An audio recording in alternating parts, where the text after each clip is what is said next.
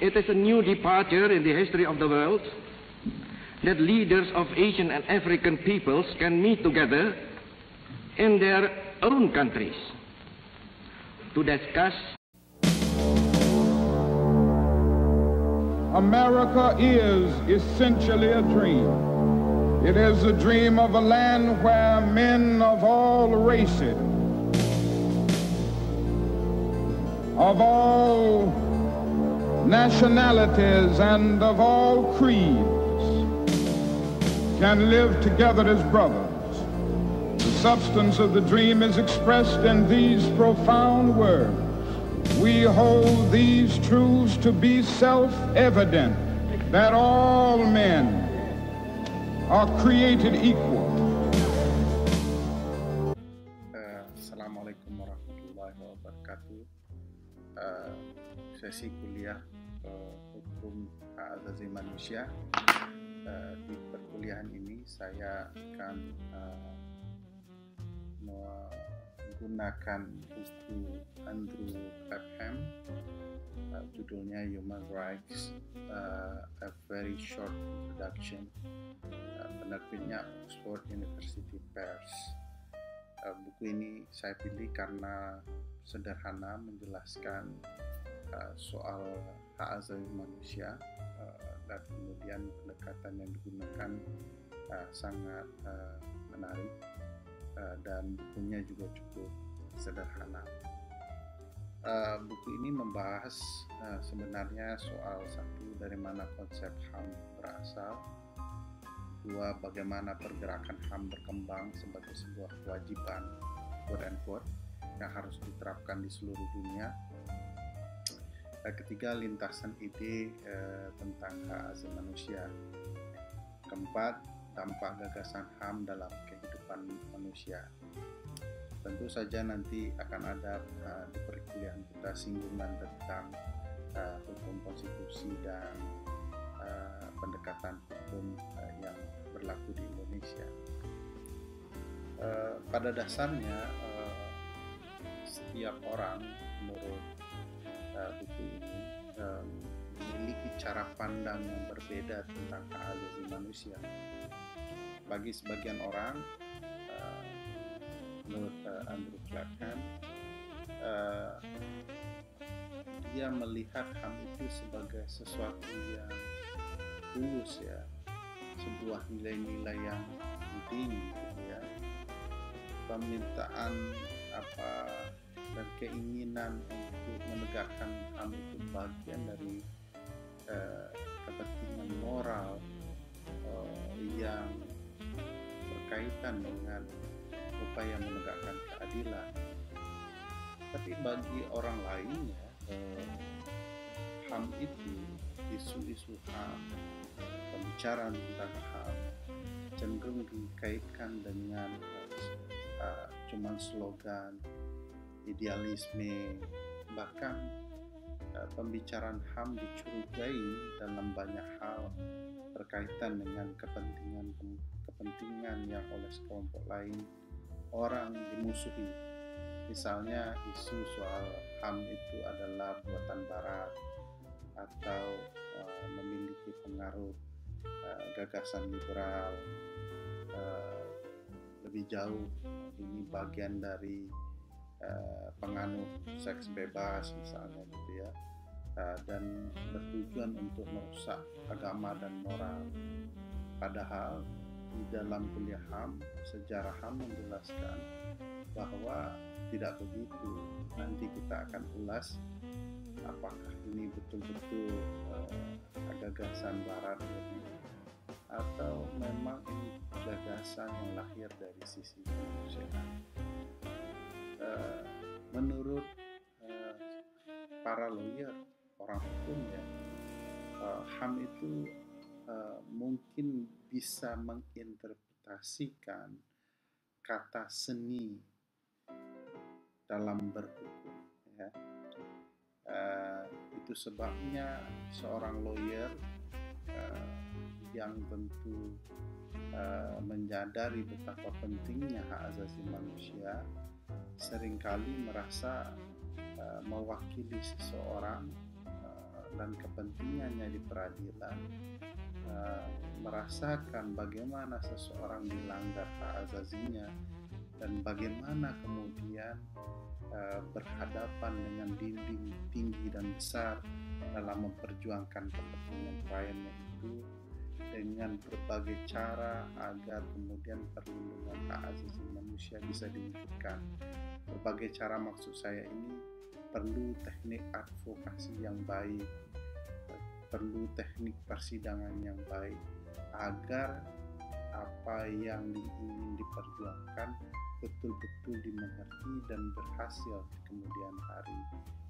Itu perlu kemampuan yang paripurna ya seorang lawyer HAM, bagaimana memahami undang-undang, kemudian bagaimana konteks di lapangan, lalu bagaimana membuktikannya di peradilan, bagaimana melindungi klien dari ancaman dan segala macam.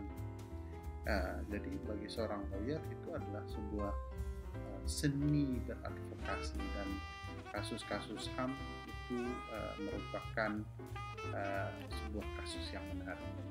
Oleh karena itu penting bagi mahasiswa hukum memahami apa itu hak asasi manusia. Menurut buku ini, penjelasan awal, hukum hak asasi manusia itu istimewa, HAM itu istimewa dan sangat populer karena acap kali menyalahgunakan ketentuan yang lain yang dianggap tidak memadai atau diterapkan secara tidak fair.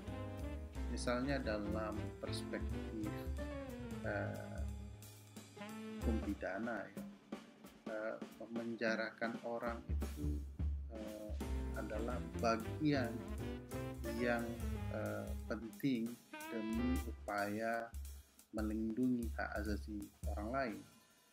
Tapi dari segi perspektif HAM, yang dilihat tidak hanya sekedar itu ya, tapi bisa saja apakah perlindungan terhadap pelaku dipenuhi dalam setiap prosesnya. Oleh karena itu, kadang-kadang membicarakan HAM melihat bahwa produk hukum yang lain sebagai produk hukum yang bermasalah karena tidak paripurna melindungi kepentingan hak asasi manusia, baik kepentingan korban, HAM kepentingan korban maupun HAM dari pelaku. Nah ini sangat dilematis ya, dan perdebatannya sangat panjang. HAM juga dikenal memiliki sejarah perjuangan yang terkemuka, mulai dari melawan penjajah, penindas, dan dianggap akan memberikan harapan di masa depan bagi banyak manusia dan kemanusiaan agar dapat mewujudkan keadilan. Ini gagasan HAM, cerita HAM ini mempertemukan tidak hanya bagaimana dominasi orang lain terhadap manusia lain. Nanti kita akan ulas lebih lanjut. Dalam titik tertentu ya, penggunaan terminologi isu HAM dianggap sebagai sesuatu hal yang sangat meyakinkan untuk memperoleh rasa adil ya. Jika kemudian terbit sebuah peraturan perundang-undangan dianggap melanggar HAM, lalu dijelaskan bahwa itu melanggar hak asasi manusia yang dilindungi oleh konstitusi, oleh hukum internasional, biasanya buat undang-undang mempertimbangkan isu tersebut sebelum mereka dituduh membuat peraturan perundang-undangan yang melanggar hak asasi manusia. Lain hal kalau negaranya itu negara despotik, otoriter gitu ya, isu-isu HAM itu malah mereka sering abaikan. Dalam banyak perdebatan misalnya mengenai isu-isu hukum ya, kalau kemudian terdapat peraturan yang melanggar atau kebijakan melanggar hak asasi manusia, itu akan mudah seseorang yang menemukan terdapatnya pasal-pasal yang bertentangan dengan gagasan hak asasi manusia untuk kemudian menyatakan peraturan ini bermasalah dan harus dibatalkan. Itu memudahkan orang hukum berargumentasi melawan hal-hal yang dianggap melanggar hak asasi manusia. Jadi isu HAM itu adalah hal yang penting dipahami oleh mahasiswa hukum dan memiliki konsekuensi legal, ekstrayudisial dan segala macamnya yang berkaitan dengan isu-isu hukum. Bahkan di tingkatan tertentu isu HAM, perdebatan mengenai hak asasi manusia dan segala macamnya itu berbeda-beda antar berbagai komunitas ya. Setiap orang bahkan berbeda pula cara pandang, tadi sudah disinggung. Begitu juga komunitas dan budayanya. HAM bermakna memastikan setiap orang diperlakukan dengan hormat terhadap martabatnya yang melekat, inherent dignity ya, dan bagi nilai-nilai kemanusiaan. Bagi budaya yang lain, HAM berarti hakim, polisi, petugas imigrasi yang mereka harapkan mampu melindungi mereka dari kejahatan-kejahatan yang bisa menyentuh mereka, misalnya terorisme, kejahatan narkotika, ya, kejahatan asusila, sehingga HAM dianggap menjadi bagian penting untuk menjamin keamanan bagi masyarakat luas. Ya. HAM terkait COVID-19 juga sangat penting dibicarakan akhir-akhir ini, tapi itu merupakan isu yang akan kita dalami nanti ya. Bahkan kadangkala perlindungan HAM terlihat seperti anti mayoritas ya. Nah, ini perdebatan yang sering mengenai HAM terutama di Indonesia, bahwa muncul tuduhan bahwa putusan peradilan internasional tidak diperlukan karena itu hanya mengenyampingkan kepentingan hak-hak warga negara mayoritas. Kenapa peradilan internasional hanya melindungi kepentingan warga minoritas, padahal sudah ada undang-undang yang dibentuk oleh lembaga hasil pemilihan umum. Kenapa penting lagi mendengarkan peradilan internasional? Nah, ini perdebatan yang akan muncul dalam diskusi kita seputar HAM. Tapi harus diakui dalam sejarah HAM, termasuk dalam sejarah Indonesia, dalam sejarah perjuangan bangsa ini, bahwa isu-isu HAM pula lah yang melindungi masyarakat luas dan dari tirani mayoritas. Mayoritas ini tidak hanya soal jumlah ya. Misalnya kita di dalam konstitusi kita disebutkan pri kemanusiaan dan pri keadilan ya. Itu nilai-nilai yang juga berkaitan dengan hak asasi manusia yang tidak dapat dibantah oleh kelompok orang apapun maupun agama apapun, bahwa nilai-nilai HAM menjadi sangat penting. Oleh karena itu, hukum hak asasi manusia tidak dapat dilihat sebagai alat dari upaya untuk menghalangi kehendak mayoritas. Dia berkesinambungan. Ini bukan saja soal hak mayoritas, bukan soal melindungi minoritas. Ini bagaimana menempatkan hak asasi manusia secara proporsional. Tentu ada perlakuan-perlakuan khusus demi perlindungan terhadap hak asasi manusia atas nama kemanusiaan itu sendiri. Nanti kita akan bicara lebih luas soal itu. Dalam hukum HAM banyak perdebatan dan itu memang harus kita akui. Di Indonesia saja sangat banyak perdebatan ya. Apakah misalnya diperbolehkan ibadah bagi orang-orang yang agamanya minoritas di suatu tempat yang lain, mendirikan tempat ibadah dan segala macamnya. Nah, ini isu-isu yang sangat-sangat sensitif. Kadang dianggap kita mengenyampingkan mayoritas, tapi di sisi yang lain minoritas tidak ada juga yang mengatakan tidak boleh untuk tidak dilindungi kepentingan mereka beribadat misalnya, karena ada di dalam konstitusi kita. Misalnya apa sebabnya peradilan harus menegakkan keadilan hak asasi manusia terhadap sebuah peraturan perundang-undangan yang bermasalah, tapi dibentuk oleh lembaga perwakilan yang hadir dan muncul berdasarkan hasil pemilu. Nah, ini problematika serius di banyak tempat ya. Kadangkala timbul kebijakan-kebijakan yang berkaitan dengan nuansa politis.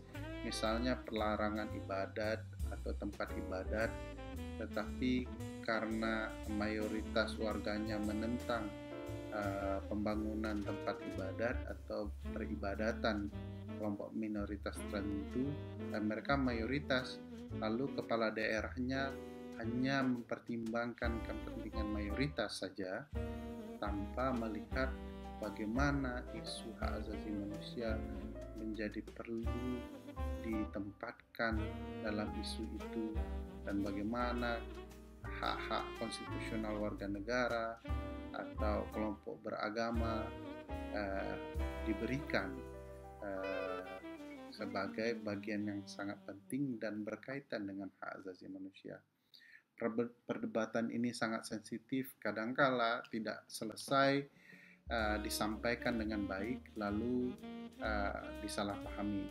Bahkan oleh para pejuang HAM juga kadangkala tidak digunakan cara-cara yang saya sebut tadi sebagai seni menegakkan hak asasi manusia. Seringkali bahasa yang digunakan, advokasi yang dilakukan menimbulkan pertentangan baru. Mungkin bisa banyak belajar dari teman-teman LBHI ya, bagaimana mereka mendampingi masyarakat dan bisa mempertemukan banyak sisi perlindungan hak asasi manusia di masyarakat agar kemudian konflik baru tidak tercipta.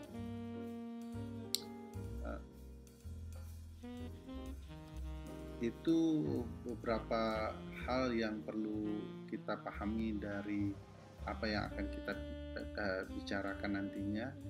Semua yang saya sampaikan ini adalah tulisan dari buku, jadi tidak hanya sekedar pendapat pribadi. Nanti pendapat pribadi saya di perkuliahan berikutnya kita membahas buku ini sebagai pengantar dan pemahaman Anda terkait hak asasi manusia.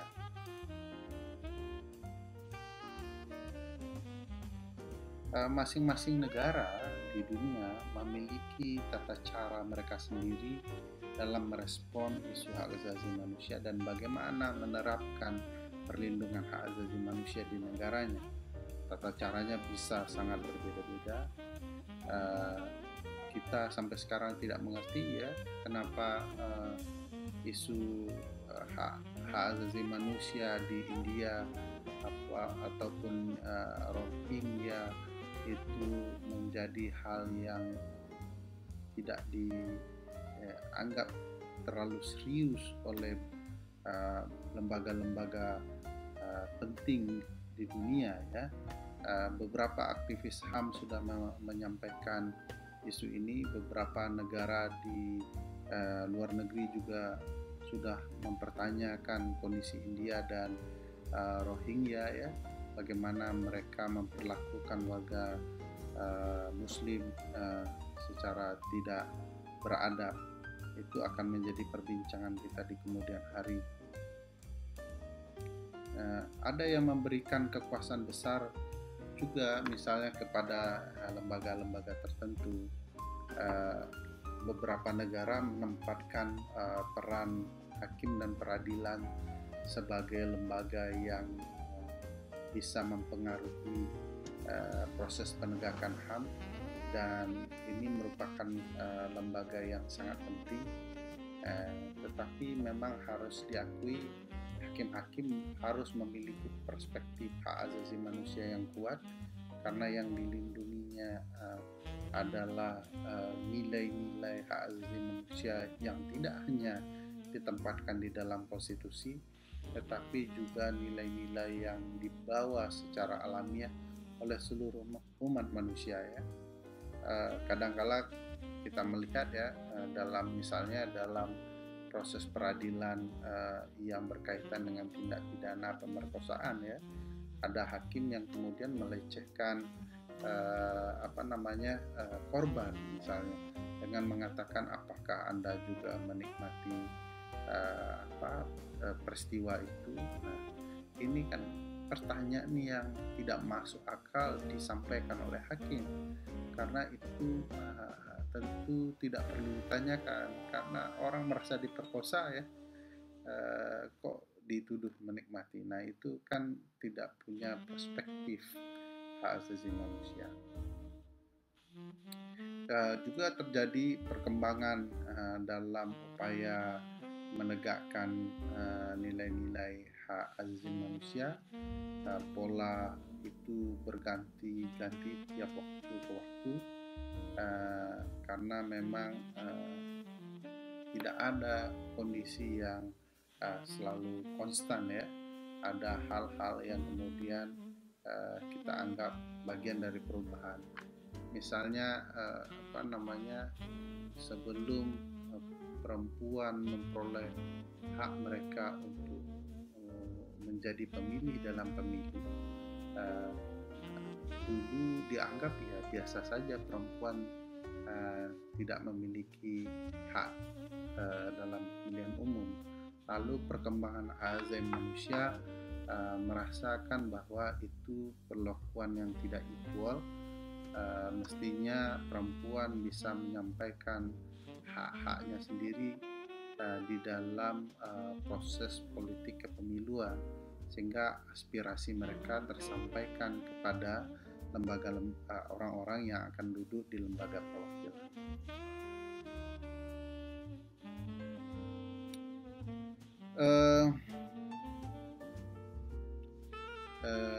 Yang jelas beberapa ahli menjelaskan tentang HAM di buku ini, dan mereka menjelaskan bahwa hak asasi manusia adalah yang sangat istimewa, hak khusus, extraordinary. William Edmondson misalnya dalam bukunya Pengantar HAM menurut Edmondson adalah harus diakui sebagai kekhususan luar biasa, extraordinarily special ya, rights yang kemudian tidak bisa disamakan dengan hak-hak yang lainnya, sebagai kebutuhan dasar yang membedakannya dari hak-hak lainnya, bahkan kata Edmondson lebih tinggi dari hak-hak yang berkaitan dengan moral. Richard Falk mengatakan bahwa HAM adalah tipe baru ya, hak yang mengemuka sebagai hasil dari adopsi Deklarasi Hak Asasi Manusia atau DUHAM di tahun 1948 pasca Perang Dunia II. Jadi ketika kita bicara soal hak yang dimiliki seorang manusia, tetapi kita tidak hanya bicara soal hak manusia itu begitu menyentuh hak asasi manusia. Kita bicara saat ini soal kekhususan hak yang kita kenal dengan istilah HAM itu. Sejak pasca Perang Dunia Kedua, HAM ditinggikan derajat, di mana tingkah laku yang melanggar HAM pun dapat diadili sebagai sebuah perbuatan melanggar hak asasi manusia. Tidak hanya melawan apa yang dihukum nasional tentukan, tetapi juga standar-standar di luar sistem hukum nasional itu. Makanya pelanggar HAM itu bisa menjadi subjek peradilan internasional. Jadi HAM itu bisa melintasi batas-batas yang berkaitan dengan hukum nasional seseorang. Mungkin kita bisa contohkan kabut asap kita itu melanggar hak asasi manusia warga negara yang lain atau tidak, gitu ya. Nah itu kalau Indonesia bisa menjadi subjek hukum kan menarik. Tidak hanya manusia, negara sendiri ya, ditempatkan sebagai subjek hukum pelanggaran HAM. Buku ini juga menjelaskan begini ya dalam pengantarnya, bahwa banyak pihak memahami subjek HAM melalui tulisan-tulisan agama dan para filosof ya. Dalam perspektif tersebut, terhadap HAM manusia diberkahi, dianggap manusia itu diberkahi melalui kemanusiaannya dengan hak-hak fundamental dan tidak dapat dicabut, atau inalienable rights, hak yang kemudian tidak bisa dicabut oleh siapapun karena ini pemberian dari Yang Maha Kuasa. Pandangan tersebut melekat dan dipahami oleh beberapa kelompok dan mengikat pemahaman mereka itu sampai sekarang kepada kelompok-kelompoknya. Dalam sejarah perkembangan HAM sendiri juga, HAM itu seringkali dianggap dan dikaitkan sebagai produk yang berkaitan dengan filosofi dan prinsip politik dunia barat. Buku ini nanti akan menerangkan ada dilematisnya soal itu. Namun faktanya, katanya, prinsip-prinsip yang sama terkait hak pendidikan publik, hak pemenuhan diri, self-fulfillment, menghormati orang lain, upaya berkontribusi kepada pemenuhan hak orang lain, juga dikenal sebagai nilai-nilai dari tradisi Konghucu yang hidup di agama yang ada di Asia, Hindu dan Buddha ya. Jadi tidak hanya soal Barat ya, bahkan ayat-ayat agama yang terdapat dalam Al-Quran dan Injil jelas menerangkan tidak hanya soal kewajiban, duty ya, tetapi juga tentang hak asasi manusia. Jadi tidak bicara soal kewajiban manusia itu dalam beragama apa saja, tapi bagaimana hak asasi manusia itu bisa dilindungi. Rasulullah saja sendiri ditegur karena sempat mengabaikan seseorang yang buta dan miskin ya, untuk didengarkan keislamannya. Jadi begitu pentingnya hak asasi manusia ini sampai Rasulullah pun ditegur. Bahkan perihal hak asasi manusia juga disinggung dalam sejarah klasik kuno ya. Di dalam Kode Hammurabi di Babilonia di 1780 sebelum Masehi sudah bicarakan hak-hak, misalnya soal perlindungan terhadap janda-janda perang itu juga disampaikan di Kode Hammurabi. HAM yang terkait hukum alam di Barat memang dipengaruhi oleh peradaban Yunani dan Romawi. Karena mereka memahami soal jus gentium ya, law for all peoples. Jadi ini bicara soal equality before the law ya, bagaimana hukum memperlakukan setiap orang secara sama. Pengaturan hak yang terdapat dalam berbagai kode atau konstitusi di era lampau itu pada dasarnya merupakan prinsip-prinsip universal dalam bertingkah laku yang kemudian betul-betul memberikan inspirasi dalam gagasan-gagasan hak asasi manusia. Itu gambaran awal soal perkuliahan hak asasi manusia. Pertemuan berikutnya kita akan membicarakan soal sejarah hak asasi manusia dalam konteks dunia barat. Terima kasih.